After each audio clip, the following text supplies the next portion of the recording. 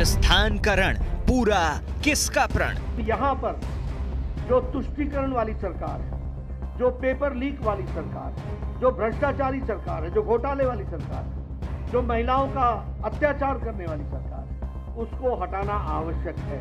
चुनाव जो है लोकल मुद्दे जो हमारे राज्य के हैं यदि विकास के उनके आधार पर हमें चुनाव लड़ना है।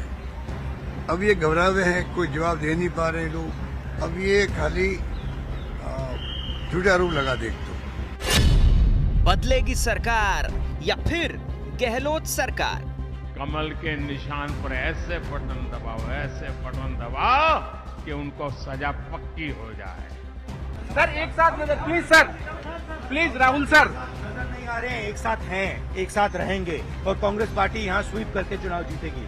गांधी परिवार, गांधी परिवार, गांधी परिवार, इतना डर क्यों सता था उनको इस परिवार से? इसका मतलब इस परिवार की क्रेडिबिलिटी हाईएस्ट है कंट्री के अंदर। ग्राउंड जीरो से हवा के रुख की पड़ताल। विराट कोहली की सेंचुरी का तभी मजा है क्योंकि वर्ल्ड कप का दौर चल रहा है कि सामने बॉलर भी मजबूत हो। जितने बड़े स्कोर से विश्व कप जीतने की तरफ बढ़ रहे हैं, उससे बड़े स्कोर से हम आशा करते हैं कि राजस्थान इस बार हम जीतेंगे। धुरंधर प्रवक्ताओं की महा टक्कर। समाजवादी और बसपा के बगैर यूपी का कुछ नहीं है। भैया बिल्कुल सम्मान दे रहे हैं हम अखिलेश जी को। श्री श्री 1008 श्री अखिलेश यादव कहने को तैयार। कश्ती भी नहीं बदली, दरिया भी नहीं बदला, पर इन डूबने वालों का जज्बा भी नहीं बदला। आप सबको मेरा नमस्कार। और ये एक ऐसा सेशन है जिसका इंतजार पूरे देश को होगा। आज सिर्फ राजस्थान को नहीं, पूरे देश को होगा। और मेरे साथ मौजूद है मंच पर 3 दिग्गज वक्ता। भारतीय जनता पार्टी से मौजूद हैं doctor Sudhanshu Trivedi, member of parliament Rajya Sabha के और प्रवक्ता भारतीय जनता पार्टी के। मलूक नागर, बहुजन समाज पार्टी के सांसद, उनका अभिनंदन है। और आचार्य प्रमोद कृष्णम, कांग्रेस पार्टी के वरिष्ठ नेता, आपका भी अभिनंदन है। तो जोरदार तालियों के साथ अभिनंदन करिए हमारे तीनों मेहमानों का। तो इस चर्चा की शुरुआत करते हैं सुधांशु जी, आचार्य जी और मलूक नागर जी के साथ। आचार्य जी, शुरुआत आपसे करते हैं। आजकल आप हेडलाइन में हैं, सुर्खियों में हैं। सबसे पहले तो मैं ये आपसे जानना चाहता हूं, आप हैं किस तरफ?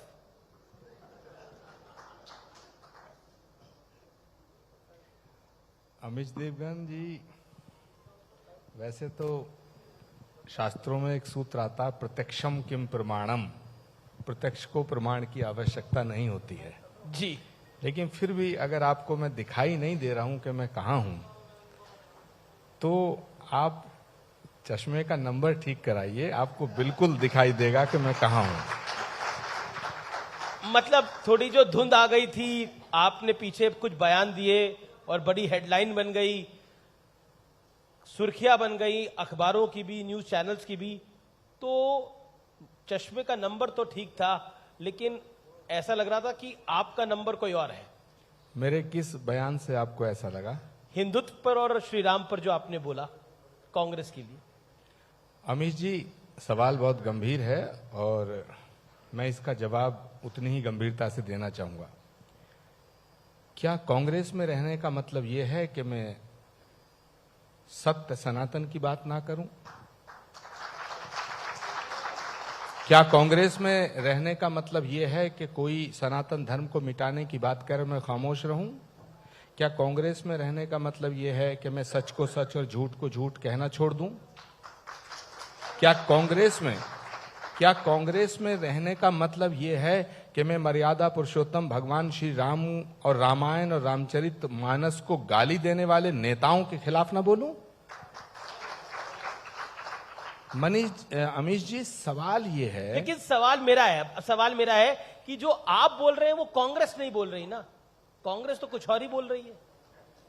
देखिए, इसे भाग्य की विडंबना कहें या मेरा प्रारब्ध जी, कांग्रेस वो पार्टी है जो महात्मा गांधी के रास्ते पे चलने वाली पार्टी है। और महात्मा गांधी जी की हर सभा की शुरुआत होती थी, रघुपति राघव राजा राम, पतित पावन सीताराम। कांग्रेस में कुछ ऐसे नेता भी आ गए हैं जिन्हें कुछ प्रॉब्लम है। राम से प्रॉब्लम है, वंदे मातरम से प्रॉब्लम है, भारत माता की जय से प्रॉब्लम है ना? उन्हें हिंदू शब्द से प्रॉब्लम है, हिंदुत्व से प्रॉब्लम है, उन्हें हिंदू धर्मगुरु से भी प्रॉब्लम है, तो वो इस जुगाड़ में लगे हैं कि आचार्य जी को, इन बाबा जी को कांग्रेस से विदा करो। लेकिन आप विदा होने वाले नहीं है, विदा करके जाएंगे। नहीं, वैसे ऐसा देखिए, सुधांशु जी के तो दोनों हाथों में लड्डू हैं जी। अगर मैं इधर रहता हूं तो भी विदा हो गया तो भी दोनों लड्डू। देखिए, बीजेपी चाहती है कि कांग्रेस पार्टी, जो पार्टी महात्मा गांधी की पार्टी है, जो पार्टी सर्वधर्म संभाव विश्व बंधुत्व वसुधैव कुटुंबकम के सूत्र को आत्मसात करने वाली पार्टी है, वो पार्टी हिंदू विरोधी घोषित हो जाए। ये सुधांशु जी चाहते हैं। अब जो सुधांशु जी चाहते हैं और इनकी पार्टी चाहती है, अफसोस की बात यह है कि हमारी पार्टी के कुछ नेता भी वही काम करते हैं। वो अपने बयानों से ऐसा प्रूव कर देते हैं, साबित कर देते हैं कि बीजेपी ठीक कह रही है। मैं इन दोनों के बीच में अड़ जाता हूं। आप इन दोनों के बीच में अड़ जाते हैं। और सुधांशु जी देखिए, विराट कोहली की सेंचुरी का तभी मजा है क्योंकि वर्ल्ड कप का दौर चल रहा है कि सामने बॉलर भी मजबूत हो, टीम भी मजबूत हो। तो क्या कहना चाहते हैं आप? देखिए, अभी आपने आचार्य जी से पूछा कि ये कहां है, ये कांग्रेस के साथ है। नहीं, इन्होंने जहां की बात कही वो अगर वहां तक पहुंच जाती तो कांग्रेस की सारी जहां में दुर्गति न होती। अब मैं सिर्फ ये बताना चाहता हूं कि जो आपने सवाल पूछा, देखिए, विराट कोहली टीम शानदार प्रदर्शन करती चली जा रही है और हम आशा करते हैं कि विश्व कप हम जीतना चाहिए। बिल्कुल बिल्कुल। और जितने बड़े स्कोर से विश्व कप जीतने की तरफ बढ़ रहे हैं, उससे बड़े स्कोर से हम आशा करते हैं कि राजस्थान इस बार हम जीतेंगे। और यह भी मैं बताना चाहता हूं, देखिए, एक समस्या की बात क्या है जो इन्होंने कही कि हम हिंदुत्व विरोधी सिद्ध करना चाहते हैं। मैं राजस्थान की धरती से जवाब देता हूं। यह बताइए, राहुल गांधी जी ने अपना गोत्र कहां बताया था? पिछले चुनाव में पुष्कर में ही तो आके बताया था। कोई पूछा था क्या? किसी ने पूछा था क्या? चलो कोई बात नहीं। उसके बाद जयपुर में 4 साल पहले एक रैली हुई थी महंगाई पे, याद होगा आपको। रैली का विषय था महंगाई। राज्यवार महंगाई दर में राजस्थान 6.7% पे है। खैर, मगर उस महंगाई में 10 मिनट हिंदुत्व पे भाषण दिए, हिंदुत्व को क्रिटिसाइज करते हुए। तो भाई समझ में नहीं आता है कि जो पुष्कर में दिख रहा था वो चेहरा सही है या जो जयपुर में दिख रहा था वो चेहरा सही है। इसलिए कांग्रेस के सामने ये समस्या है। और इतना ही नहीं, यहां तो कुछ और चेहरा है जी, और केरल में जाके कुछ और चेहरा है, जिसका उन्होंने उल्लेख किया। इनके दक्षिण भारत के सबसे बड़े सहयोगी तथा कथित INDIA गठबंधन के एक सेमिनार करते हैं, मतलब एक होता बयान मुंह से निकल गया, सेमिनार करते हैं इरेडिकेशन ऑफ सनातन धर्म, यानी हिंदू धर्म का समूल नाश। और इनके उत्तर भारत के सबसे बड़े सहयोगी, उनके नेता अभी देखिए दीपावली पर मां लक्ष्मी के बारे में अनाप शनाप बातें करते हैं। जो इन्होंने कहा दोनों हाथों में लड्डू है ना, ऐसा नहीं है। ये कांग्रेस सोच रही है कि हम कट्टरपंथियों को भी जोड़ लेंगे और फिर जनेऊ भी दिखा लेंगे। ये दोनों के चक्कर में जो पड़ता है ना, उसके लिए कहा गया चलती चक्की देख के दिया कबीरा रोए और 2 पाटन के बीच में साबुत बचा न। आप कह रहे हैं आचार्य प्रमोद कृष्णम एक ऐसा खेल खेल रहे हैं जिसमें कांग्रेस को एक बड़ा फायदा मिले, यानी वोट छिटके भी ना और दूसरी तरफ का वोट पड़ भी जाए। जवाब नहीं, कांग्रेस से खेल खेलने की कोशिश कर रही है। नहीं, पर आचार्य जी भी तो उन्हीं के साथ खेल मगर रहे हैं। देश की और राजस्थान की प्रबुद्ध जनता बहुत समझदार है। वो चेहरे के पीछे छुपा हुआ चेहरा बहुत अच्छी तरीके से समझती है। जी, अब आप नागर साहब, आपके तो पिछले 5-6 विधायक आए थे, सब लेके उड़ गए। ये इस बार क्या आपको लगता है? जीत के आएंगे भी, कहीं लेके ना चले जाए? सबसे पहले तो मेरा प्रश्न है देवगन साहब से भी और आचार्य प्रमोद कृष्णन से भी जी, कि कांग्रेस ने बाइकआउट कर रखा है न्यूज 18 का और अमीश जी का, तो फिर यहां आचार्य प्रमोद कृष्णन कैसे हैं? क्या जो अमीश जी कह रहे हैं वो सही बात है? दोनों जवाब दें प्लीज पहले, तो फिर मैं जवाब देता हूं। आचार्य जी, देखिए, मलूक नागर जी ने जो सवाल किया है तो मैं उसका जवाब दे देता हूं, लेकिन उसके जवाब देने की आवश्यकता है नहीं। क्योंकि मैं जवाब दे नहीं, मेरी बात पूरी होने दो। देखिए, पहली बात, ये जो एंकर्स के बायकाट करने का फैसला था, ये कांग्रेस पार्टी का नहीं था, ये इंडिया गठबंधन का था और इंडिया गठबंधन का जनगणमन हो गया। अब आप पूछेंगे कैसे हो गया? भाई, इंडिया गठबंधन उसी दिन उसकी जान निकल गई थी जब अखिलेश यादव जी ने ये कह दिया कि कांग्रेस झूठी पार्टी है, धोखेबाज पार्टी है, बड़ी चालू पार्टी है और कांग्रेस और भाजपा एक है। तो इंडिया गठबंधन का कोई औचित्य नहीं रह गया। इसलिए इंडिया गठबंधन को जो ब्रेक किया वो अखिलेश यादव जी ने किया और वो मध्य प्रदेश में कांग्रेस पार्टी को हराने का काम कर रहे हैं। नागर साहब आना चाहते हो, हराने का काम कर रहे हैं। दूसरा इंपॉर्टेंट एक बात और 10 सेकंड दीजिएगा। तो इंडिया गठबंधन का तो क्रियाक्रम कर दिया अखिलेश यादव जी ने। अब उसका जो बाकी अंतिम संस्कार था वो हमारे कमलनाथ जी ने, जो बायकॉटेड एंकर थे, उनको इंटरव्यू देके किया और अशोक गहलोत जी ने राजस्थान में बायकॉटेड एंकर को इंटरव्यू देके किया। तो सवाल है, हमारे वर्तमान मुख्यमंत्री और एक भावी मुख्यमंत्री जब उस बैन को नहीं मान रहे हैं तो इस गरीब आचार्य प्रमोद कृष्णम का क्यों वध कराना चाहते हैं? आपका प्रश्न का जवाब दे रहा हूं और ये अच्छा हुआ कि कांग्रेस की तरफ से आज सबके सामने एक बात साफ आ गई कि जो गठबंधन महागठबंधन 2024 के लिए बना था, कांग्रेस की तरफ से वो बात आ गई कि वो टूट गया और वो साफ हो गया। चाहे मुख्यमंत्री हो चाहे ये हो, कांग्रेस कार्रवाई करे तो मुख्यमंत्री के खिलाफ करे या इनके खिलाफ करे। मैं अपनी बात कहना चाह रहा हूं, हमारे 6 विधायक बीएसपी के राजस्थान में थे और बगैर शर्त के, बगैर किसी मंत्री पद के आचार्य प्रमोद कृष्ण जी की पार्टी को सपोर्ट कर रहे थे।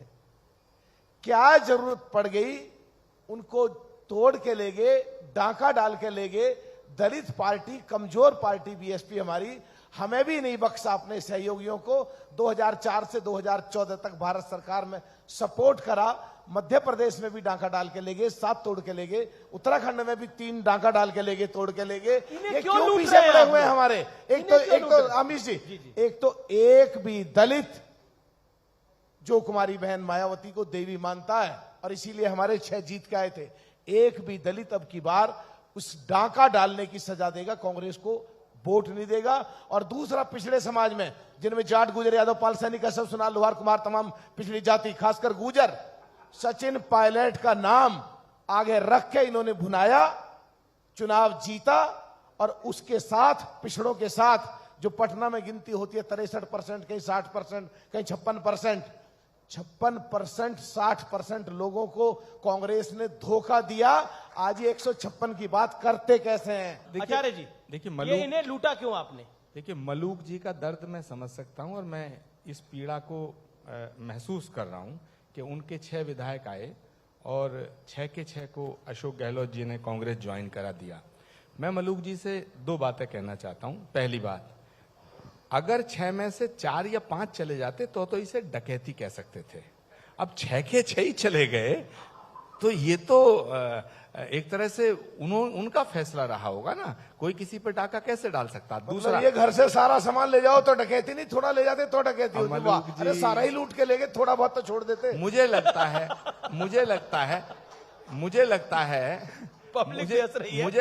थोड़ा बड़ा छोड़ देते। नहीं, मुझे लगता है कि ये जबरदस्ती संबंध स्थापित नहीं हुआ, ये स्वयंवर हुआ और 6 विधायकों ने माला जिसको डाल दी, हो गया काम। अब मलूक जी, तो फिर बीजेपी पे आरोप लगाना बंद कर दो कि अब दूसरे प्रदेशों में सरकार तोड़ तोड़ के बनाती है। पहले अपने गिरेबान में झोंको, फिर डाका डालने वाले भी और पार्टी तोड़ो भी और सरकार जोड़ो भी, सब कुछ कांग्रेस ने शुरुआत करी है। फिर ये मान लो, मध्य प्रदेश में, गोवा में बीजेपी ने कांग्रेस पार्टी के विधायकों पर डाका डाला। वो सबके सब नहीं गए, वो कुछ गए, तो उसे डाका डालना कह सकते हैं। अब मैं मलूक जी की दूसरी बात का जवाब देता हूं। भाई, अशोक गहलोत जी जो हमारे मुख्यमंत्री हैं वो बहुत वरिष्ठ नेता हैं, लेकिन उनका जो नेतृत्व है, उनका जो व्यक्तित्व है, बड़ा करिश्माई है। वो इतना जादुई नेतृत्व है। आप तो बसपा की बात कर रहे हैं। अशोक गहलोत जी ने आपके 6 के 6 विधायकों को ले जाने का जो दर्द आपने बयां किया है, ठीक है, लेकिन अशोक गहलोत जी इतने जादुई हमारे नेतृत्व वाले नेता हैं कि उन्हें पता चल गया कि कांग्रेस हाईकमान जो है मुख्यमंत्री बदलना चाहता है कुछ दिन पहले।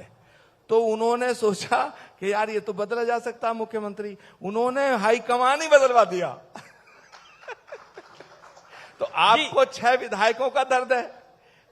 तो सवाल यह है, अशोक गहलोत जी बड़े ही जादुई और करिश्माई नेतृत्व के धनी है। अगर आपको ठेस पहुंची कि 6 एमएलए आपके कांग्रेस ज्वाइन कर गए, भाई ऐसा श्राप मत दो। और दलित कम्युनिटी, शोषित कम्युनिटी, वंचित समाज, ये कांग्रेस इनके लिए हमेशा खड़ी रही है।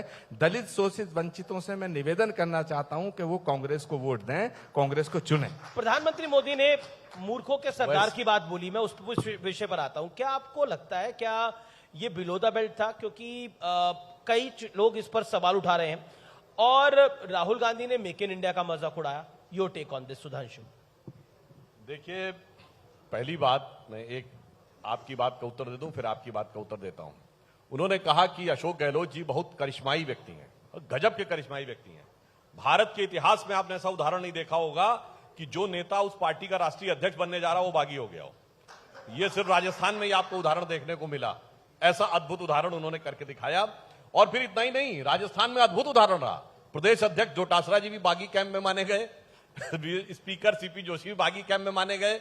और अजय माकन जी की बाइट देखिए, वो आके कह रहे हैं कि विधायक हमसे मिलने नहीं आए, मैं जाके हाईकमान से शिकायत करूंगा, बड़े बेआबरू होकर तेरे कूचे से हम निकले। ऐसा करिश्मा इन्होंने यहां पे दिखाया। और उसके बाद देखिए पूरी पार्टी आज उनके सामने वो है। और कल फोटो जारी हुई है ना, सचिन पायलट और अशोक गहलोत जी की फोटो जारी हुई, वीडियो भी नहीं जारी कर पाए। देखिए दोनों लोग साथ साथ बैठे हुए हैं, बड़ा अच्छा काम। जी। अब वो जो आपने सवाल पूछा उस पर मैं जवाब देना चाहता हूं। ये बिलो द बेल्ट नहीं था, ये ओवर द हेड था। मतलब कोई तीर छोड़ा गया, मोदी जी ने तो किसी का नाम नहीं लिया था, उसे पकड़ के तीर को अपने ऊपर ले लेना, ये कौन सी खासियत थी भाई? उन्होंने कहा मूर्खों का सरदार। अरे भाई, क्या दुनिया भर को बताने की जरूरत कि किसके लिए कहा गया है? अब दूसरी बात, हमने किसी का नाम नहीं लिया। और जहां तक बात है तो फिर मैं याद करना चाहता हूं, आपको एक उदाहरण देना चाहता हूं इसी राजस्थान की धरती पे और अभी संसद में। दो चीजें, जब कोई व्यक्ति प्रधानमंत्री बनने का ख्वाब देख रहा हो, जी वैसे वो ख्वाब ही रहने वाला है, तो वो व्यक्ति खड़े होकर ये कहे सदन के पटल पर कि मैं शैटर्ड हो जाता हूं, मैं हिल जाता हूं, मैं घबरा जाता हूं कि इस समय जो सेक्रेटरीज हैं गवर्नमेंट ऑफ इंडिया के, उसमें कितने ओबीसी हैं। उसे ये ना पता हो कि secretary government of India promotion के द्वारा उठते उठते उठते वहां तक पहुंचते हैं। ये कांग्रेस पार्टी का अध्यक्ष का पद नहीं है कि पैदा होते ही कह दिया गया है फलाना अध्यक्ष होगा। वर्तमान समय में जो लोग सेक्रेटरीज हैं वो 1992 बैच इम्पैनल्ड है। यानी दर्शकों के लिए बता दूं, वो आईएएस अधिकारी जो 1992 अथवा 91 अथवा 90 अथवा 89 में ज्वाइन किए थे। अरे भाई, उस समय तो आपकी सरकारें थी। अब अपनी सरकार की फजीयत खड़े हो गया। और दूसरा, आपको याद हो 2019 के लोकसभा चुनाव में यहां एक चुनावी सभा में उनके मुंह से निकल गया था, यहां के एक बहुत बड़े कांग्रेस के नेता रहे कुंभाराम जी, जिनके लिए गहलोत सरकार ने योजना चलाई। उनके मुंह से 2 नहीं 3 बार कुंभकर्ण योजना निकल गया। अब भारत का कोई भी व्यक्ति हो समझ सकता कुंभकर्ण के नाम पर योजना नहीं हो सकती। और जहां तक हमारे मन का भाव है तो मैं याद दिलाना चाहता हूं, उनके नेता प्रतिपक्ष अधीर रंजन चौधरी जी ने लोकसभा के पटल पे खड़े होकर कहा राहुल गांधी जी पप्पू नहीं है। तो हमारे गृह मंत्री अमित शाह जी ने खड़े होकर कहा कि मैं माननीय नेता प्रतिपक्ष से कहना चाहूंगा कि किसी माननीय सांसद को पप्पू ना कहें, हम ऐसी किसी बात का समर्थन नहीं करते। तो हमारा स्टैंड तो क्लियर है। ठीक है। और बाकी उन्होंने खुद मगर एक बात बता दूं, सुनिए, अगर वो सरदार अपना किरदार थोड़ा सा बदल लेते तो थोड़े से असरदार दिखने लगते। जी। जवाब। देखिए सुधांशु जी भारत की माननीय संसद के सदस्य हैं। वो ये कहना चाह रहे हैं कि माननीय प्रधानमंत्री जी ने जो मूर्खों का सरदार कहा वो किसी और को कहा। भाई, ये देश की जनता भी जानती है और किसके लिए कहा गया है। सुनिए, मेरी बात पूरी होने दीजिए। ये देश की जनता जानती है सुधांशु जी कि ये इतनी शातिर पार्टी आप ही की है जो कहना कुछ चाहती है और उस पर टिकती भी नहीं है, पहली बात। दूसरी बात मैं कहना चाहता हूं, ठीक है मैं मान गया, ये आपका संस्कार, ये आपकी सभ्यता, ये आपकी भाषा हो सकती है, लेकिन ये आज की जो भाजपा है, ये भाजपा पंडित दीनदयाल उपाध्याय की भाजपा और पंडित अटल बिहारी वाजपेयी की भाजपा से भिन्न है। पंडित अटल बिहारी वाजपेयी की भाजपा, दीनदयाल उपाध्याय जी की भाजपा की स्थापना जब हुई थी तो चाल चरित्र चेहरे की बात होती थी, राजनीतिक शुचिता की बात होती थी। विपक्ष के नेताओं को मूर्खों का सरदार आप कहेंगे, और विपक्ष के नेताओं को अगर आप मूर्खों का सरदार कहेंगे तो फिर 12 करोड़ इस देश के लोगों ने कांग्रेस को वोट दिया, उन 12 करोड़ को भी आप मूर्ख मानेंगे क्योंकि मूर्खों का सरदार। और हां, मैं कहना चाहता हूं, अगर आप राहुल गांधी को मूर्खों का सरदार कह रहे हो तो फिर आचार्य प्रमोद कृष्णम को भी मूर्ख कहना पड़ेगा क्योंकि हमारा सरदार है, वो हमारा नेता है हमारी पार्टी का। और तीसरा पॉइंट मैं कहना चाहता हूं कि 4-5 राज्यों में हमारी सरकार है, हमारे मिनिस्टर हैं, हमारे एमएलए हैं, हमारे सांसद हैं, हमारे चीफ मिनिस्टर हैं, तो फिर उन चीफ मिनिस्टर्स को भी आप मूर्ख मान रहे हैं क्योंकि उनका सरदार तो राहुल गांधी है। और हमारे इस देश के अंदर लगभग 100 सांसद हैं, राज्यसभा में, लोकसभा में, इसका मतलब सारे सांसदों को आप मूर्ख मान रहे हैं। मैं एक बात कहना चाहता हूं, सुधांशु जी, जो गलती कर नहीं सकते उन्हें भगवान कहते हैं, जो गलती करके पछताए उसे इंसान कहते हैं, जो गलती पर करे गलती उसे हैवान कहते हैं, और जो गलती करके अड़ जाए उसे शैतान कहते हैं। आपसे गलती हुई है, आप मानिए कि भारत के लोकतंत्र का सौंदर्य यह है कि जिस समय पाकिस्तान के 2 टुकड़े इंदिरा गांधी ने किए तो नेता प्रतिपक्ष, विपक्ष के सबसे बड़े नेता अटल बिहारी वाजपेयी जी ने उन्हें दुर्गा कहा था। यह भारत का लोकतंत्र है। तो सुधांशु जी, इस लोकतंत्र की मर्यादा को बनाए रखिएगा और नेताओं, विपक्ष के नेताओं का सम्मान करना सीखिएगा। आचार्य जी को मैं इस बात का साधुवाद दूंगा कि अब उन्होंने कोई किंतु परंतु स्कोप नहीं छोड़ा ये बताने के लिए कि मूर्खों का सरदार किसको कहा गया है। मगर मैं पूछना चाहता हूं, अगर वो सरदार हैं तो खड़गे जी क्या है भाई? भैया, वर्तमान में ना वो पार्टी अध्यक्ष है, ना नेता प्रतिपक्ष है, और ना वो यूपीए पता नहीं है या नहीं, या वो इंडिया इंडिया गठबंधन है। हाँ, वो इंडिया गठबंधन में उसकी श्राद्ध हो गया है, ये मुझे नहीं पता है। तो यूपीए की चेयरपर्सन सोनिया गांधी जी थी, अभी इंडिया गठबंधन को। तो भैया, ना वो यूपीए के चेयरपर्सन है, ना यूपीए के संयोजक हैं, ना इंडिया के संयोजक हैं, ना कांग्रेस के अध्यक्ष हैं, ना कांग्रेस के उपाध्यक्ष हैं, ना कांग्रेस के महामंत्री हैं, ना नेता प्रतिपक्ष हैं, पर सरदार हैं। इसका मतलब बाकी सब किरदार हैं, एक ही सरदार है। यही जो आप लोग चेहरे पे चेहरे लगा के बचने की कोशिश करते, वो हो नहीं पाता है। और गलती की बात साहब, गलतियां तो उन्होंने इतनी की कि अब क्या क्या बताया जाए, उस पर तो एक लंबा वो हो जाता है। परंतु मैं कांग्रेस पार्टी से सिर्फ ये कहना चाहूंगा कि थोड़ी समझदारी कांग्रेस पार्टी ने दिखाना शुरू किया है कि अब चुनावों से उनको थोड़ा थोड़ा दूर रखना शुरू किया है। आपने देखा होगा कि क्योंकि उनको पता है, आप जितने भी सर्वेक्षण उठा के देख लीजिए, हमारी पार्टी के पक्ष में जितने मत प्रतिशत दिखाए जाते हैं, मोदी जी की जो रेटिंग है वो उससे ऊपर आती है। यानी हमारा केंद्रीय नेतृत्व जब आएगा तो वो उठाता है, और वहां पर जो आता है वो नहीं। और सुनिए, लेकिन कर्नाटक में अभी लास्ट चुनाव कर्नाटक का हुआ, कर्नाटक में बीजेपी को मुंह की खानी पड़ी कर्नाटक के चुनाव के अंदर। जो आपने कहा, हम और आगे बढ़ा देते हैं। हमने कर्नाटक का भी चुनाव हारा, हमने हिमाचल का भी चुनाव हारा। ठीक, हम हिमाचल हारे कितने? 0.6% से, और कर्नाटक हारे कितने परसेंट से? अपना वोट प्रतिशत पूरा बचा के। ये होती है वो हार या जीत जिसे कहते हैं कि राजनीति में चलती है। मगर ये जहां हारे, गुजरात, वोट प्रतिशत आधा रह गया, और 32 सीटें ऐसी थी जो सन 47 के बाद से आज तक कभी नहीं हारे, तो वो 16 पे आ गए। इसे डिजास्टर कहते हैं। ये जो यूपी में हारे कि लगभग सारी सीटों पर जमानत जब्त हो गई, उसे तबाही कहते हैं।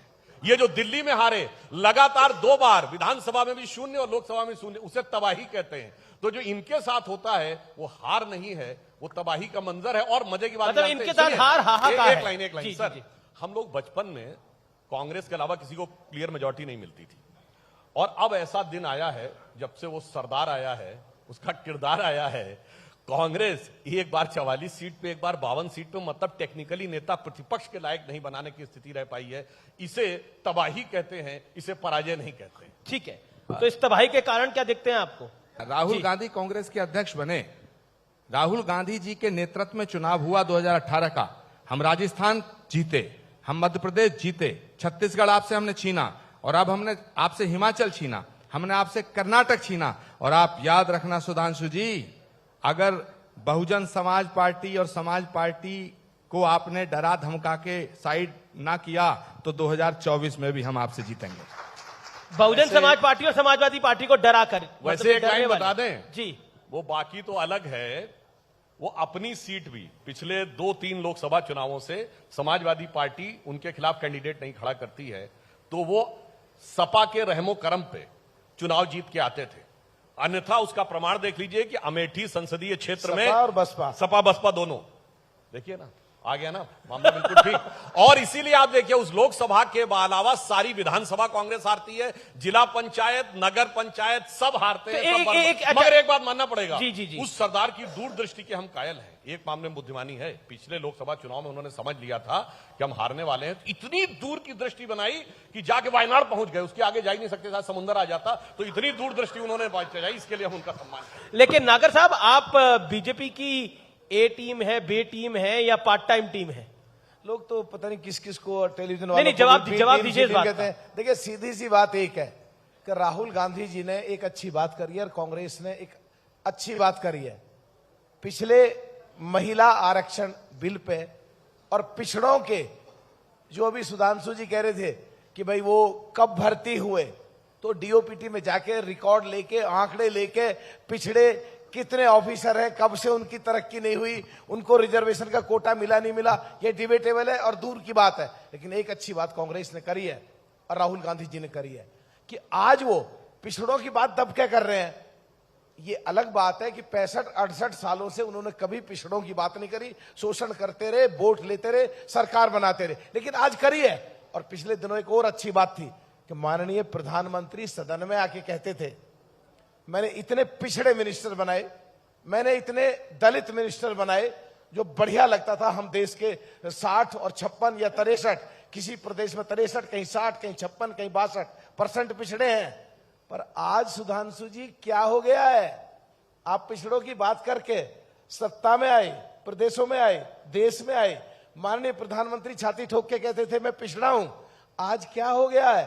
पिछड़ों की बात को अगर कांग्रेस ने गलती करी 65, 68, 70 सालों में सब जानते हैं, लेकिन आज आप जब पिछड़ों की बात आती है तो फिर सबकी जाति हिंदू, सबकी जाति गरीब, सबकी जाति भारतीय, ऐसा क्यों कर रहे हो? पिछड़ों को अगर आज हक मिलने की बात है तो ऐसा क्यों कर रहे हो? इसलिए राजस्थान में पिछड़ों की पूरी वोट हमको मिलेंगी, दलितों की वोट हमको मिलेंगी। पिछली बार हमारे 6 थे, अब की बार 26 आएंगे। हमारे बगैर सरकार ना बीजेपी की बनेगी ना कांग्रेस की बनेगी। ये बताइए गणना रोकी किसने थी? ब्रिटिश टाइम तक तो होती थी जातिगत जनगणना, रोकी किसने थी? 1951 में आजाद भारत की पहली जनगणना हुई तो ये नेहरू जी की सरकार का निर्णय था, और नेहरू जी की सरकार का नहीं, कॉन्स्टिट्यूएंट असेंबली का डिसीजन था, क्योंकि चुनाव 52 में हुए। तो एक बार, अभी 2 दिन पहले तो नेहरू जी का जन्मदिन गुजरा है, तो एक बार कांग्रेस तो बोल दे नेहरू गलत थे, वो भी नहीं बोलेंगे। या नेहरू बेकार हो गए, अब हमारे लिए दूसरी बात है, तो वो भी नहीं बोलेंगे। काका कालेलकर कमीशन बना पहला बैकवर्ड्स के लिए 1953 में, उसकी रिपोर्ट आ गई 1955 में, 1977 तक लगातार इनकी सरकार रही, 22 साल चुप। मंडल कमीशन बना 1978 में, 1980 में रिपोर्ट आई, तब तक इंदिरा जी की सरकार आ गई, 10 साल चुप। उसके बाद इनके मुंह से जो निकला, कम से कम मैं स्वागत करता हूं कि प्रधानमंत्री जी ने कहा सबसे ज्यादा पिछड़े मंत्री हमारी सरकार के समय बने। पिछड़ा वर्ग आयोग को संवैधानिक दर्जा हमने किया, और ये लोग पिछड़ों के साथ क्या राजनीति करते हैं, अभी मैं एक उदाहरण देना चाहता हूं। पश्चिम बंगाल सरकार ने 71 जातियां पिछड़ों की जोड़ी ओबीसी में, और पता है उस 71 में 65 मुस्लिम। पिछड़ा वर्ग आयोग ने उनसे पूछा कि 71 में 65 कैसे मुस्लिम हो गए, तो पश्चिम बंगाल सरकार क्या जवाब देती है, नहीं नहीं ये मुस्लिम होने से पहले जिस जाति में थे इसलिए इनको पिछड़ा मान लिया गया। तो उनसे कहा गया तो फिर इतना बड़ा कन्वर्जन कैसे हुआ? अब पिछड़ा वर्ग आयोग को संवैधानिक दर्जा उसने पूछा है तो बगले झांकने लगे। तो इनके साथ, और आपको बता दें 170 जातियां पश्चिम बंगाल में पिछड़ों में है, जिसमें 117 मुस्लिम है। आप सोचिए कि ये हकीकत में क्या करना चाहते हैं। और मैं जहां तक एक और बात भी साफ साफ कहना चाहता हूं, ईमानदारी की बात है तो देश में पहला जननायक पिछड़ा प्रधानमंत्री हमने बनाया। वो श्री देवगौड़ा जी की तरह परिस्थिति जन्य सर्कमस्टांसेस में एडजस्टमेंट करके नहीं बना, मोदी जी की तरह जननायक होकर बना। इसलिए मैं कहना चाहता हूं हमने ईमानदारी से आगे बढ़ाया है। और एक लाइन और कह दूं जी, वैसे साहब एक जमाने में बचपन में नारा सुना था, जात पे ना पात पे, इंदिरा जी की बात पे मोहर लगेगी हाथ पे। अब क्या हो गया भाई? 6 दिसंबर 1990, एक लाइन, 6 दिसंबर 1990 राजीव गांधी जी का संसद के पटल के ऊपर मंडल कमीशन के विरोध में दिया गया बयान है कि हम जात पात पे विश्वास नहीं करते, हम कहते हैं जात पे ना पात पे मोहर लगेगी हाथ पे। आज मैं कहना चाहता हूं, ये वहां पे ले आए, जात पे ना पात पे, इंदिरा जी की बात पे मोहर लगेगी हाथ पे, वो कहने वाले पूर्वजों की सारी बात रख दी लात पे, पार्टी ले आए फुटपाथ पे। जवाब ये आचार्य जी, इंदिरा जी से एक सेकंड, ये बड़ा इंपॉर्टेंट सवाल है। जातीय जनगणना की बात कांग्रेस पार्टी कर रही है, जिसका नारा था जात पे ना बात पे मोहर लगे कि हाथ पे। इंदिरा गांधी से राहुल गांधी तक का सफर ऐसा क्यों हो गया? क्योंकि एक तरफ हम बात कहते हैं समाज में जात पात नहीं रहनी चाहिए, दूसरी तरफ पूरा विपक्षी गठबंधन जातीय जनगणना की वकालत कर रहा है और कह रहा है कि होना चाहिए। मेरी व्यक्तिगत राय रखने की बहुत लंबी परंपरा हमारी पार्टी है जिसमें आंतरिक लोकतंत्र है, इनर डेमोक्रेसी है। हमारी पार्टी बसपा जैसी पार्टी थोड़ी है जो मलूक जी कुछ बोल देंगे तो कल को चिट्ठी आ जाएगी। हमारी पार्टी नहीं है ऐसी। हमारी पार्टी में तो राहुल गांधी जी ने सेंट्रल इलेक्शन कमेटी की बैठक में कहा, एक मिनिस्टर को यहाँ के राजस्थान के कहा कि सबसे बड़े भ्रष्ट हैं, इनका टिकट काटना चाहिए, इनका टिकट काट दिया। लेकिन अशोक जी की जादूगरी देखो, उन्हीं का टिकट ले आए हैं। तो ये कांग्रेस है साहब, ये महान पार्टी है हमारी। इसलिए मैं आपको हाँ ये मानता है कांग्रेस की इनर डेमोक्रेसी है। भारतीय जनता पार्टी बातों में बड़ी पोल खोल देते हैं कांग्रेस की। अरे पोल को सच कहना, राजनीति में होने का मतलब ये है कि झूठ ही बोलो, ये कोई बात है? भारत का विभाजन धर्म के नाम पर 1947 में हुआ। उस विभाजन की विभीषिका का जख्म भारत की आत्मा पर आज तक है। अगर धर्म के नाम पे विभाजन करते हो तो भी विभाजन है, और जातियों के नाम पे विभाजन करते हो तो भी विभाजन है। इस दुनिया में दो जाति हैं, एक अमीर एक गरीब। मैं भारतीय जनता पार्टी से भी कहना चाहता हूं, अपने मित्र मलूक नागर जी से भी कहना चाहता हूं, बहुजन समाज पार्टी के सांसद हैं, और मैं तमाम अपनी पार्टी और इंडिया गठबंधन के लोगों से भी निवेदन करना चाहता हूं कि सिर्फ दो जातियां हैं, एक अमीर एक गरीब। अगर आरक्षण देना है तो आर्थिक आधार पर दो, बाकी दुनिया में कोई जाति नहीं है। और इस देश का विभाजन धर्म के नाम पर एक बार हो चुका है, अब इस देश को जातियों के नाम पर बांट करके उन पूर्वजों को शर्मिंदा मत करो। कमलनाथ जी ने एक साक्षात्कार दिया, उसमें बोला समाजवादी पार्टी जैसी और उनके जैसी पार्टियों को वोट देके वोट को बर्बाद ना करें। इसके क्या मायने हैं? क्या आपको लगता है कि कांग्रेस जो है वो छोटे दलों को फॉर ग्रांटेड ले रही है? इसका सीधा सीधा मायने है जी। जो इंडिया गठबंधन बना था कांग्रेस के नेतृत्व में, वो बिल्कुल दिशाहीन था, कंफ्यूजन का डिसीजन था।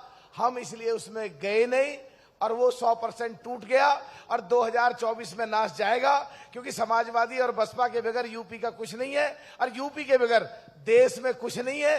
ये मिलके इकट्ठे होकर के मजाक ठिठोर कर रहे हैं, कोई गठबंधन नहीं बना। ये मिलके इकट्ठे होकर क्या कर रहे हैं? मजाक और ठिठोली। यस, मिल करके। और नहीं तो मतलब वहां राहुल गांधी मिलते हैं, खड़गे जी मिलते हैं, उद्धव ठाकरे मिलते हैं, अखिलेश जी मिलते हैं, ये हंसी ठिठोरी कर रहे हैं। अगर ऐसा नहीं है तो पंजाब में आप पार्टी की और कांग्रेस की क्यों लड़ाई होती है? अगर ऐसा नहीं है तो हरियाणा में कांग्रेस की और आप पार्टी की क्यों लड़ाई होती है? अगर ऐसा नहीं है तो कांग्रेस की अलका लंबा मीटिंग से निकल कर कहती है हम दिल्ली की 7 सीट पर लड़ेंगे। अच्छा आचार्य जी, अब बचा क्या है बचाने को, ढका क्या है ढकाने को, छुपा क्या है छुपाने को? मैं बड़ा स्पष्ट सवाल आपसे ये पूछ रहा हूं। और क्या आपको लगता है कि समाजवादी पार्टी को वोट देना वोट की बर्बादी है? क्या फालतू पार्टी है? इस तरह के शब्दों का उच्चारण हो रहा क्या जायज है? और कांग्रेस एक चालू पार्टी है, जो अखिलेश जी ने कहा। देखिए, अखिलेश जी ने कहा कांग्रेस चालू पार्टी है, कांग्रेस झूठी पार्टी है, ये भी गलत है। और अखिलेश यादव जी के लिए जो अखिलेश जैसी बात कही गई वो भी ठीक नहीं है, मैं उसका समर्थन भी नहीं करता। लेकिन मैं एक और बात कहना चाहता हूं। मैं मलूक नागर जी यहाँ बैठे हैं, बहन मायावती जी और अखिलेश यादव जी का गठबंधन उत्तर प्रदेश में हुआ 2019 में, कांग्रेस को अलग कर दिया, बीजेपी को नहीं रोक पाए। और 2017 में अखिलेश यादव जी ने और कांग्रेस ने गठबंधन किया तो मायावती जी को अलग कर दिया, तो भी हम बीजेपी को नहीं रोक पाए। अगर भाजपा को रोकना है, एक बात जानना पड़ेगा, बहुजन समाज पार्टी को भी समझनी पड़ेगी और अखिलेश यादव जी को भी समझनी पड़ेगी और अरविंद जी को भी समझनी पड़ेगी, बाकी क्षेत्रीय दलों को भी समझनी पड़ेगी। अगर भाजपा को इस देश से हटाना है तो कांग्रेस के साथ कंधे से कंधा और कदम से कदम मिला करके आपको हमारा साथ देना है। देखिए, मैं बात पूरी कर लूं। हम ऐसा मानते हैं कि बहुजन समाज पार्टी को साथ लिए बिना उत्तर प्रदेश में बीजेपी को हराया नहीं जा सकता। एक तरफ आप कहते हैं कि अखिलेश कहते हैं कांग्रेस चालू पार्टी है, दूसरी तरफ आप कहते हैं ये पार्ट टाइम पार्टी है, यानी बहुजन समाज पार्टी बीजेपी की पार्ट टाइम पार्टी है। तो कैसे बढ़ेगा गठबंधन? अरे अमीश देवगन, आग वैसे ही लगी हुई है, तुम तो पेट्रोल की टंकी लिए घूमते रहते हो यार, पेट्रोल छिड़कने को। आग तो लगी हुई है, तुम और पेट्रोल छिड़क देते हो। आग लगाई किसने है? अरे भाई हम बुझाने की कोशिश कर रहे हैं, तुम फिर लगाने की बात कर रहे हो। हाँ? मैं अपनी बात पूरी कर रहा हूं। मैं ये कहना चाहता हूं, बहन जी के बिना समर्थन के बीजेपी को हराना बड़ा मुश्किल है। ये गलती तीसरी बार मत करो। अगर आप समाजवादी पार्टी और बसपा मिलकर कांग्रेस को अलग रखते हो तो ये आपकी गलती थी, और बहन जी को अलग रखा जाता है तो ये हमारी गलती होगी। हम चाहते हैं कि इस देश के अंदर चुनाव हो 2024 में। अगर सब लोग मिलकर के बीजेपी का मुकाबला करना चाहते हैं तो फिर अकेले अकेले इधर उधर छिटक के मत रहो, फिर इकट्ठे हो जाओ, एक झंडे के नीचे आ जाओ, और वो झंडा कांग्रेस का होना चाहिए, क्योंकि वो उत्तर से दक्षिण, पूरब से पश्चिम। सुनिए क्यों होना चाहिए, क्यों होना चाहिए कि सभी राजनीतिक दल अपने अपने प्रदेशों में बहुत बड़े हैं और बहुत बड़े उनके नेता हैं, हम सबका सम्मान करते हैं, लेकिन बीजेपी को अगर हराना है तो कश्मीर से कन्याकुमारी तक, अटक से कटक तक, पूरब से पश्चिम, उत्तर से दक्षिण तक अगर भाजपा को कोई पार्टी हरा सकती है तो कांग्रेस हरा सकती है। बिना कांग्रेस के बीजेपी को नहीं हराया जा सकता। तो कांग्रेस के झंडे के नीचे आएंगे आप लोग। अमित जी देखिए, यूपी में 80 सीट हैं और कांग्रेस एक सीट इसलिए जीत पाई क्योंकि हमने और सपा ने कैंडिडेट खड़ा नहीं करा, सोनिया गांधी बिहार थी। अगर वाकई देश जीतना 2024 में तो पहले यूपी को जीतना पड़ेगा, पहले यूपी को जीतना पड़ेगा। मैं सुधांशु जी, जो प्रियंका जी ने 2 दिन पहले उन्होंने सलमान खान की एक फिल्म का नाम ले लिया और प्रधानमंत्री के बारे में टिप्पणी करी, आपकी राय? देखिए, उन्होंने बहुत सारी बातें बोली, ये भी बोला कि वो अमिताभ बच्चन और असरानी और कौन वो असरानी की तरह नजर आते हैं। ये मैं देश की और राजस्थान प्रदेश की प्रबुद्ध जनता पे छोड़ता हूं कि असरानी के भूमिका में कौन नजर आता है। ये उनको छोड़ने तय करने दीजिए, फिर प्रियंका जी की बात का खुद ब खुद जवाब जनता देगी। और मैं एक लाइन जरूर कहना चाहूंगा, अभी इनके मुंह से एक बात निकल गई थी ना, आग पहले ही लगी हुई है, आप और उसमें अंदर भड़का रहे हैं, तो ये तो स्वीकार हो गया कि आग लगी हुई है। मगर ये क्या स्वीकार करेंगे? मगर सुनिए, अखिलेश जी और कमलनाथ जी के बयान बता रहे हैं आग लगी हुई है। स्थिति यह है कि आग लगी है और कागज के कपड़े पहन के चल रहे हैं। तो इनके लिए मैं कहना चाहूंगा कि कागज का है लिबास, चिरागों का शहर है, चलना संभल संभल के, चूंकि तुम नशे में हो। कि गैर परों पर उड़ने वालों की हद होती दीवारों तक, आसमान तक वो उड़ते हैं जिनके अपने पर होते हैं। सुधांशु जी, तो मैदान मोर्चा बराबर लगेगा। अपने पर निकालने की जरूरत है, गैरों के परों पर, यानी आपके ऊपर भरोसा नहीं कर सकते। देखिए, इन्होंने जो कहा तो मैं भी एक सुना देना चाहता हूं। न जो बर्फ की आंधियों से लड़े हैं, कभी पग न उनके शिखर पर पड़े हैं, जिन्हें लक्ष्य से कम अधिक प्यार खुद से, वही जी चुरा कर तरसते खड़े। सुधांशु जी याद रखिएगा, एक उर्दू का शब्द है तवाफ, तवाफ कहते हैं परिक्रमा को। मैं आज कहना चाहता हूं इस न्यूज 18 के मंच से कि समंदर कर रहा है हमारे अज़्म का तवाफ, समंदर कर रहा है हमारे अज़्म का तवाफ, और भाजपा समझ रही है कश्ती भंवर में है। जी, ये जिस स्टाइल में चल रहे हैं, इन्होंने स्टाइल ही नहीं बदला 50 साल से। कश्ती पे इन्होंने कहा, तो इनके लिए कहना चाहता हूं, कश्ती भी नहीं बदली, दरिया भी नहीं बदला, पर इन डूबने वालों का जज्बा भी नहीं बदला है। शौक सफर ऐसा, एक उम्र हुई हमने, मंजिल भी नहीं पाई, रास्ता भी नहीं बदला। एक और सुनिए, जज्बे शौक शहादत को क्या कीजिए, ये हमारा शौक है। तुमने शौक की बात कही, जज्बे शौक के शहादत को क्या कीजिए। आज हमने हथेली पे सर ले लिया और कत्ल होने से हम डरें किस लिए, कातिलों के मोहल्ले में घर ले लिया। अरे ये इनके लिए बिल्कुल सही है, कत्ल होने से कब तक डरे, कातिलों के मोहल्ले में। ओके, आप गुरुदेव कुछ बोलिए। आपके राष्ट्रीय अध्यक्ष जब सनातन पे अंगुली उठाते हैं तो उस पे हमें एक लाइन हमारे मन से पीड़ा उठती है कि शेर करने के दिन निकले, शेर करने के दिन निकले, दिल में कुछ अरमान थे, एक तरफ बस्ती बसी एक तरफ शमशान थे, पैर तले हड्डी आई उसके ये बयान थे, ओ राही संभल के चल, हम भी कभी इंसान थे, हम भी कभी इंसान थे। कि राजस्थान में आपके पास क्या एक भी ऐसा संत नहीं है जिसको आप टिकट दे सके? आप ये सवाल बहुत सवाल जायज है। बीजेपी ने इनको नहीं महंत बालकनाथ को टिकट दिया, आपको कांग्रेस पार्टी आपको राज्यसभा भेज सकती थी, इकलौते संत हैं आप कांग्रेस के, क्यों नहीं भेजा? सवाल तो उठेंगे। अभी एक सवाल वहां से आया है, जवाब। अगर कांग्रेस पार्टी के किसी नेता का ये बयान है तो मैं उससे सहमति व्यक्त नहीं करता, कभी कभी बयान भूलवश निकल जाते हैं, लेकिन कांग्रेस पार्टी सनातन के विरोध में नहीं है। कांग्रेस पार्टी, जिस दिन मुझे लगेगा कि कांग्रेस पार्टी सनातन विरोधी है, अभी मुझे ऐसा नहीं लगा है, जिस दिन लगेगा उस दिन मैं सत्य सनातन धर्म के लिए कांग्रेस पार्टी को छोड़ने में कतई झिझक नहीं रखूंगा। लेकिन कांग्रेस पार्टी वो पार्टी है जो सभी धर्मों का समान सम्मान करती है। कांग्रेस पार्टी सर्वधर्म संभाव के रास्ते पे चलती है और वसुधैव कुटुंबकम के सूत्र को आत्मसात करती है। तो उदयनिधि स्टालिन के साथ कांग्रेस का गठबंधन होना चाहिए या डीएमके के साथ होना चाहिए कि नहीं होना चाहिए, जिसने बोला सनातन को समाप्त करना चाहिए? नहीं, मैं ऐसा मानता हूं कि उदयनिधि स्टालिन के बयान का विरोध होना चाहिए। गठबंधन होना चाहिए ना होना चाहिए ये कांग्रेस के नेता फैसला करेंगे। बहुत बढ़िया। लेकिन मैं पब्लिक डोमेन में कह रहा हूं कि उदयनिधि स्टालिन का जो बयान है वो सत्य सनातन धर्म के खिलाफ है, उसका बहिष्कार होना चाहिए, उसका निषेध होना चाहिए। दिवाली की रात जब सब लोग अपने घरों में मां लक्ष्मी का पूजन कर रहे थे, इंडिया अलायंस के एक पार्टनर ने, घटक दल ने, स्वामी प्रसाद मौर्य ने मां लक्ष्मी पर सवाल खड़े करे कि मां लक्ष्मी कैसे पैदा हो जाती है। क्या आपको लगता है कि वो वाकई बहुत गलत था? आप आचार्य जी और उसके बाद स्वामी प्रसाद मौर्य ने जो लक्ष्मी माता के लिए बयान दिया है वो घोर निंदनीय है और अखिलेश यादव जी से मैं मांग करता हूं कि ऐसे बदजुबान और बदजुबानी करने वाले नेता को अपनी पार्टी से बाहर करें। लेकिन साथ ही साथ एक मांग में, सुधांशु जी की पार्टी का वहां शासन है, योगी आदित्यनाथ जी वहां चीफ मिनिस्टर हैं, मैं मुख्यमंत्री जी से निवेदन करना चाहता हूं, जो सनातन को गाली दे, जो हमारी आस्था को ठेस पहुंचाए, जो रामचरितमानस के पन्ने फाड़ने की बात करे, उनके खिलाफ मुकदमा क्यों नहीं दर्ज करते? देखिए, वो तमाम पार्टियों में रह चुके हैं। पहले इनकी पार्टी में थे तब नारा लगता था हाथी नहीं गणेश से, ब्रह्मा विष्णु महेश से, तो उन्हें प्रॉब्लम नहीं थी। हमारी पार्टी में थे तब जय श्री राम से भी प्रॉब्लम नहीं थी। अब वो घाट घाट का पानी पीते हुए ना घर के रह गए ना घाट के। और ये मैं क्यों कह रहा हूं, उनकी बेटी उनकी बात नहीं मानती, वो तो भाजपा में है। अरे भैया, जिसकी बेटी उसकी बात ना माने उसकी बात का क्या करना? और उसके लिए मैं सुधांशु जी, ये विषय नहीं है। अगर लक्ष्मी माता का अपमान सनातन धर्म के खिलाफ किसी मुसलमान ने किया होता तो उस पर घर पर बुलडोजर चला दिया होता आपने।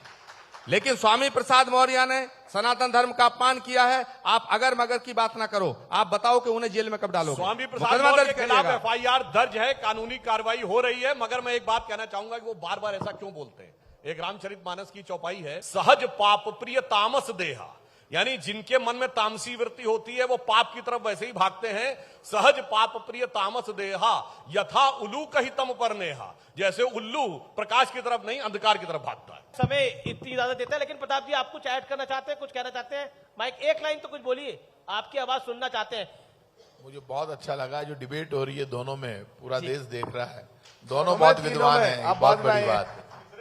इधर तीनों विद्वान है, तीनों विद्वान।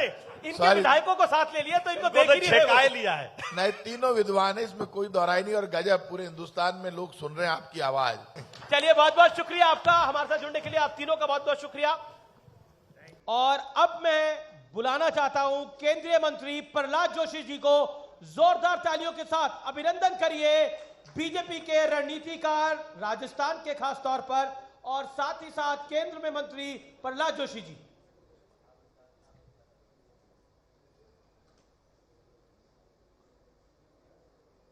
सर, मेरा पहला सवाल होगा आप पर। जिम्मेदारी तो बड़ी है, बड़ी थी मैं कहूंगा। आपको राजस्थान में सभी रूठों को मनाना था। इस मिशन के लिए आप कई जिलों में भी गए। मान सकते हैं क्या सबकी नाराजगी दूर हो गई है अब? ऐसे तो गुट भी नहीं है, नाराजगी भी नहीं है, मनाने का सवाल कहाँ है? तो जो नहीं है आप तो इमेजिन करते, तो वो मैं तो प्रश्न का उत्तर दे सकता हूँ, इमेजिनेशन का उत्तर कैसे दूं मैं? लेकिन क्या आपको लगता है कि क्योंकि चुनाव से पहले जब ये चुनावी समर शुरू हुआ, उससे पहले बीजेपी ऐसा लग रहा था कि कई गुटों में बटी हुई है, जैसा कांग्रेस कई बार आरोप लगाती थी और आप लोग कांग्रेस पे आरोप लगाते थे कि पायलट गुट है, गहलोत गुट है, ऐसे बीजेपी में भी आरोप लगते थे कि यहां पर भी कई गुट है। तो उस गुटबाजी की मैं बात कर रहा था। नहीं, मैंने तो स्पष्ट रूप से कहा है कि गुटबाजी कोई नहीं है। मैं तो 3-3.5 महीने से इधर हूँ। सब मेरे से मुलाकात करते हैं, मैं सबसे मुलाकात करता हूँ, हम बैठते हैं, चर्चा करते हैं, विमर्शा करते हैं, बाद में एक निर्णय लेते हैं। ऐसे तो कोई गुटबाजी नहीं है। गुटबाजी है तो जिसको मुख्यमंत्री ने अपने ही पार्टी का एक नेता को गद्दार बोला, अपने ही पार्टी को जब उनको राष्ट्रीय अध्यक्ष बनाते हैं बोला, तब बागी होके खड़े हो गए। तो बीजेपी में तो ऐसा थोड़ी हुआ है। बीजेपी में हम सब एकजुट है और भारतीय जनता पार्टी माननीय नरेंद्र मोदी जी के नेतृत्व और नड्डा जी के मार्गदर्शन में हम पूरा एकजुट है और आगे भी हम यही एकजुटता से काम करेंगे। और भारतीय जनता पार्टी 2013 में 213 में जो हमारा रिजल्ट आया था वो रिजल्ट रिपीट होगा, ये दावे के साथ आपको कह रहा हूं। 2013 में जो नतीजा आया था आप वो कह रहे थे रिपीट होगा, लेकिन कांग्रेस अब कह रही है कि अशोक गहलोत, सचिन पायलट और राहुल गांधी हम सब साथ साथ हैं। क्या आपको लगता है चुनौती बढ़ गई है? तस्वीर भी रिलीज हो गई है। क्या आपको लगता है चुनौती बढ़ गई है? क्योंकि अब कांग्रेस कह रही है कि अब सचिन और गहलोत आएंगे, बीजेपी को उड़ाएंगे। नहीं, ये सचिन और गहलोत 2018 में क्या हुआ था जी? 2018 में क्या हुआ था? यही फोटोशॉप हुआ था, नहीं हुआ था? बाद में गद्दार उनको कौन कहा? उनको और क्या क्या गाली नहीं दिया? ये तो हमने दिया था क्या? तो उनको द्रोही कौन कहा? हमने कहा क्या? तो यही लोग। और जब राहुल गांधी और सोनिया गांधी स्वयं डिसाइड किया कि आपको हम राष्ट्रीय अध्यक्ष बनाएंगे, तो कौन सब एमएलए को भगा के पार्टी को द्रोह किया? ये तो हमने नहीं किया जी। ये प्रश्न एक्चुअली आपको उनको पूछना है, हमको पूछ रहे हैं। तो मैं पूछ रहा हूं आपका एड्रेस गलत है। अब क्योंकि वो कह रहे हैं कि अब हम साथ साथ आ गए हैं। नहीं, साथ साथ पहले भी आ गए थे जी। तो चुनाव जीतने के बाद झगड़ गए और फिर से आप झगड़ेंगे। आपका नाटक, लेकिन आपका ड्रामा सब देख लिया है लोग। अगर साथ आए थे तो 2018 में सरकार तो बना ली थी ना? नहीं, 2018 में आए थे, बाद में गद्दार कौन बन गए थे? ये स्वयं यही व्यक्ति है जी, यही मुख्यमंत्री है जिन्होंने अपने स्वयं हाई कमांड को उन्होंने द्रोह किया है। और अभी बोलते राहुल गांधी क्यों गए थे उत्तराखंड में? इधर चुनाव है, उधर गए थे। तो राहुल गांधी भी जानते हैं कि इधर आने से सरकार नहीं बन रही, क्यों आना? और गहलोत भी जानते हैं राहुल गांधी आने से कोई फायदा नहीं है। अब तो आ रहे हैं राहुल जी, आजकल तो राजस्थान में ही घूम रहे हैं, नहीं विचार कर रहे हैं। अंत में आ गया तो पकड़ के लेके आया है, वो तो अलग बात है। लेकिन इतने दिन तक कहां घूम रहे थे और क्यों घूम रहे थे? एक मुद्दा भारतीय जनता पार्टी काफी उठा रही है, प्रधानमंत्री मोदी ने भी उसका जिक्र किया, देश के गृह मंत्री अमित शाह जी ने भी जिक्र किया, वो है लाल डायरी। जब गहलोत जी से पूछा गया तो उन्होंने बोला कि ये लाल डायरी की साजिश मुझे लगता है केंद्रीय गृह मंत्रालय ने रची है और उसने लाल डायरी का नाम दिया। लाल डायरी का की कोई चर्चा यहां नहीं है। लाल डायरी जो लिखाया था उन्होंने स्वीकार लिया कि मैंने ही लिखा हूं। ये तो पब्लिक डोमेन में है, हमने तो थोड़ी कहा है ये तो डायरी मेरे से ही लिखा हुआ है, तो हमने थोड़ी कहा है जी। जब उन्होंने विधानसभा में प्रदर्शन किया, उनके हाथ में उनको क्यों खींच के लेके चले गए? और इतने लाल डायरी पे क्यों डरते हैं आप लोग? लेकिन गहलोत जी को लगता है कि वो केंद्रीय सरकार की साजिश है। नहीं, तो जो कुछ भी होता है वो केंद्रीय सरकार का साजिश ही दिखता है।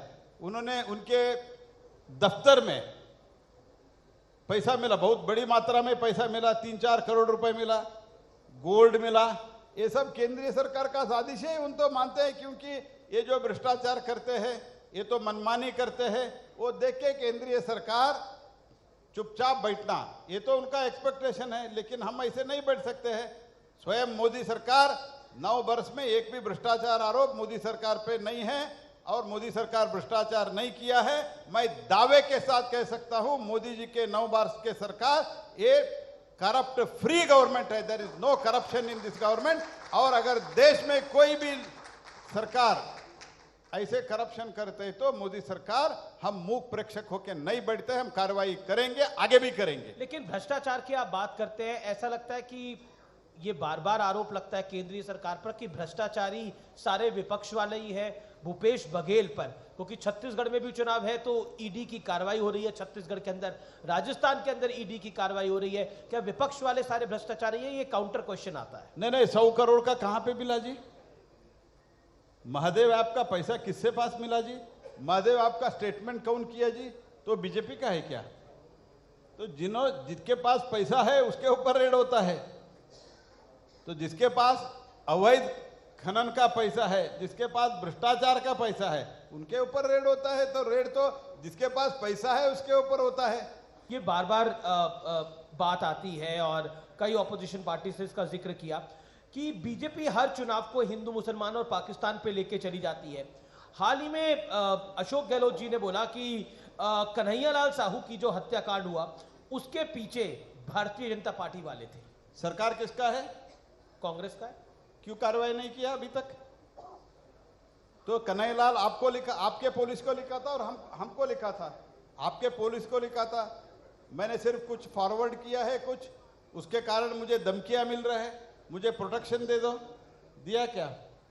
तो कांग्रेस का सरकार जहां जहां रहता है, इन अपराधियों को, इन टेररिस्ट को, एंटी नेशनल एलिमेंट्स को, क्रिमिनल्स को लगता है हम कुछ भी करते हैं तो इस कांग्रेस पार्टी से, इस कांग्रेस सरकार से हमको प्रोटेक्शन मिलता है।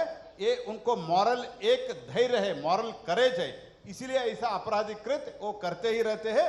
इसके कारण कन्हैयालाल का हत्या हुआ है। मैं एक आंकड़ा निकाल कर आया, 30 साल से गांधी परिवार का कोई भी व्यक्ति प्रधानमंत्री नहीं बना है, लेकिन आपकी पूरी पार्टी बार बार कहती है कि 10 जनपद से इन्होंने देश को चलाया, 10 जनपद से देश को चलाया, लेकिन कोई बना तो नहीं प्रधानमंत्री।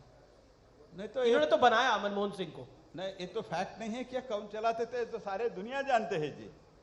तो मनमोहन सिंह के टाइम पे तो एक ऑर्डिनेंस, ये राहुल गांधी जी क्या थे जी, आप मुझे बताइए अमित जी, राहुल गांधी जी क्या थे? Manmohan member of parliament, member of, एक सिंगल मेंबर ऑफ पार्लियामेंट। जैसे उस टाइम मैं था, उसी टाइम राहुल गांधी जी भी ऐसे थे।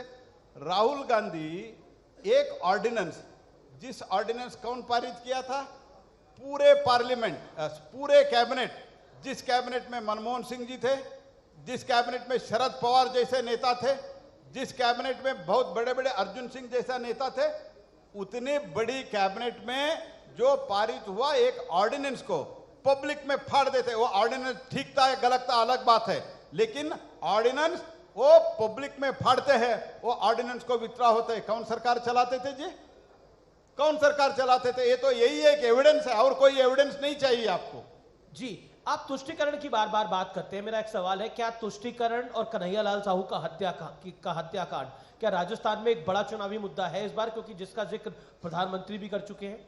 नहीं, ये जो एंटी नेशनल और क्रिमिनल्स को, टेररिस्ट को जो बढ़ावा देता है कांग्रेस पार्टी, उसके ऊपर ये तो एक इश्यू है, क्योंकि इनके कारण, इनके जो रवैया है, इनके जो आर्टिकल 370 से लेकर कश्मीर तक इनका जो रवैया है और इनका जो सॉफ्ट नीति है टेररिज्म के बारे में, इसके कारण ही आज टेररिज्म बढ़ गया था। लेकिन मोदी जी के कालखंड में हमने सभी जो कदम उठाने का था वो कदम भी उठाया है, और जब पाकिस्तान इसके बावजूद भी एक बार पठानकोट में और एक बार कश्मीर में जब अंदर आके कुछ गतिविधियां की है, टेररिस्ट एक्टिविटी, पाकिस्तान के अंदर घुस के मारने का पहले काम हुआ है तो भारत देश के इतिहास में पहली बार हुआ है। और ये टेररिज्म हम पूरा खत्म करके ही रखेंगे मोदी जी के नेतृत्व में। लेकिन कांग्रेस पार्टी उसमें कभी भी उसका सपोर्ट भी, टेररिज्म खत्म करने के सपोर्ट नहीं है। थोड़ा आगे जाके कहता हूं, थोड़ा टेररिस्ट के बारे में सॉफ्ट है उन लोग। भारतीय जनता पार्टी ने सीएम कैंडिडेट इस बार क्यों नहीं दिया? वसुंधरा जी सीएम कैंडिडेट है या नहीं? दिया कुमारी सीएम कैंडिडेट है, गजेंद्र सिंह शेखावत है, राज्यवर्धन जी भी चुनाव लड़ रहे हैं, वो है, कौन है इस बार? मैं आपको पूछना चाहता हूं जी, जो मुख्यमंत्री सिटिंग है उनका ही अनाउंसमेंट कांग्रेस पार्टी नहीं किया है। हमने तो स्ट्रेटेजिकली इस बार नहीं किया है, जब हमको करना है हम करते हैं। हमारा तो सिटिंग मुख्यमंत्री नहीं है, इनका सिटिंग मुख्यमंत्री है ना। बीजेपी की कितनी सीटें आ रही हैं राजस्थान के अंदर? मैंने पहले भी कहा 2013 में हमारा जो रिजल्ट आया था उससे बढ़िया, उससे ज्यादा सीट के साथ भारतीय जनता पार्टी सरकार बनाएंगे और एकदम सुचारू रूप से सरकार चलाएंगे। मोदी जी के मार्गदर्शन में एक सशक्त और प्रामाणिक सरकार हम चलाते हैं। मैं राजस्थान जनता को आपके चैनल के माध्यम से मैं विश्वास दिलाता हूं, हम एक सशक्त समृद्ध राजस्थान बनाने के लिए हम प्रतिबद्ध है। उसके लिए हमको मोदी जी का मार्गदर्शन भी मिलेगा। सीटों का नंबर अगर बता पाए तो? सीटों का नंबर मोर देन 163 सीट्स हमारे आए। 163 जो लास्ट 163 सीट ज्यादा आएंगे। चलिए, बहुत बहुत शुक्रिया आपका हमारे साथ जुड़ने के लिए।